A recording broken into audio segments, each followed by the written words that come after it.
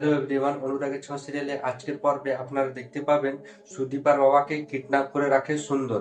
সুদীপার বাবা বলে, আমাকে ছেড়ে দাও, দয়া করে আমাকে আজকের জন্য ছেড়ে দাও, আমার মেয়ের কাছে যেতে হবে।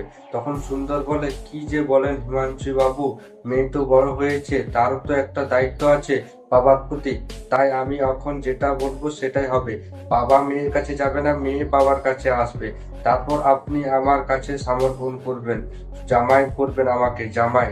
তখন হিমাংশু বাবু বলে জোর গলায়, রেগে গিয়ে, না আমি কোনো মতে হতে দেব না, আমাকে মেরে ফেললেও আমি হতে দেব না, আমি তো আমার মেয়েকে এত বড় সর্বনাশ হতে দেব না, কিছুতেই না। এইভাবে বলে হিমাংশু বাবু সুন্দরকে।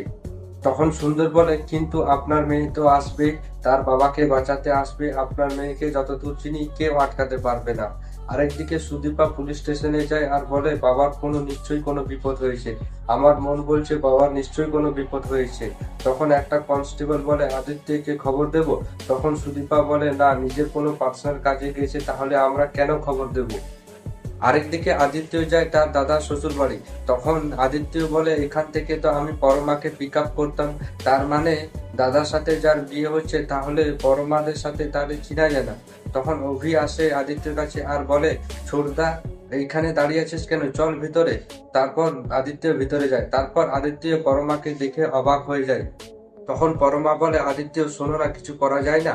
তখন আদিত্য বলে, কি করার কথা বলছো। তখন পরমা বলে, এখনই সময় আছে, কিছু করা যায় না, বলো না। আমি মেনে নিচ্ছি, বিয়েটা করার জন্য আমি রাজি হয়েছি, কিন্তু আমার মন আদিত্য আমি শুধু তোমাকে দিয়েছি। তখন আদিত্য বলে, আমাদের দেরি হয়ে যাচ্ছে বাড়ি যাওয়ার জন্য, আর তুমি এসব কথা আর মুখে এনো না। আমার দাদা ভাই তোমাকে অনেক ভালোবাসে পরমা, আমি দাদা ভাইকে আঘাত দিতে পারবো না, এত স্বার্থপর হতে পারবো না। তখন পরমা বলে, তাহলে। তখন আদিত্য বলে, এটাই মেনে নিতে হবে।